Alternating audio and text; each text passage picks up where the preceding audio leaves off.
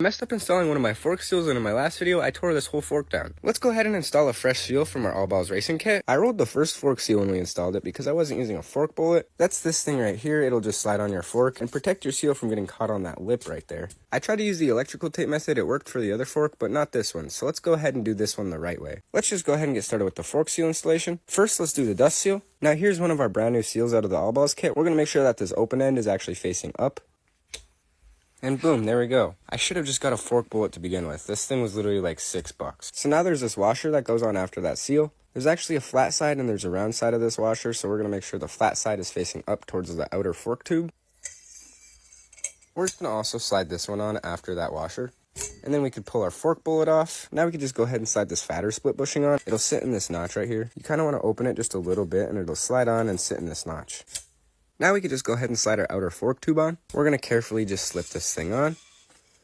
Let's push our dust seal all the way out of the way and push our seal up. Now we want to drive our seal into our outer fork tube. People usually get a seal driver to put right here while you do it.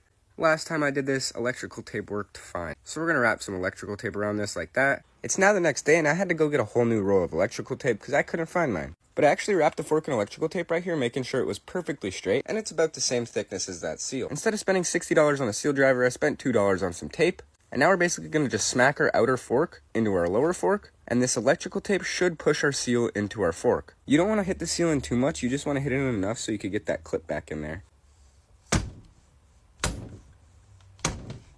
Now if we take a good peek in there, our fork seal is flush, and that ring for our snap ring to sit in is actually exposed, so we can go ahead and put that ring in now. This piece right here kind of just goes in there and it'll snap into place. You kind of have to use a flathead to guide it in.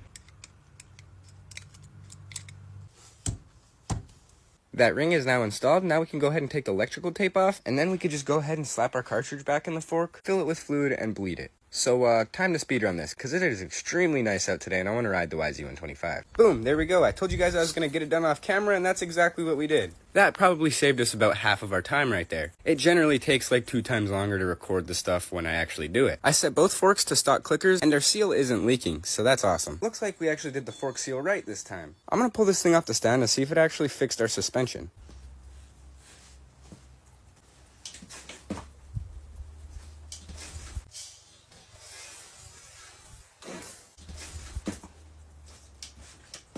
Oh yeah, that front end is pretty stiff now, but I think our rear shock needs some work too, because it's still pretty soft.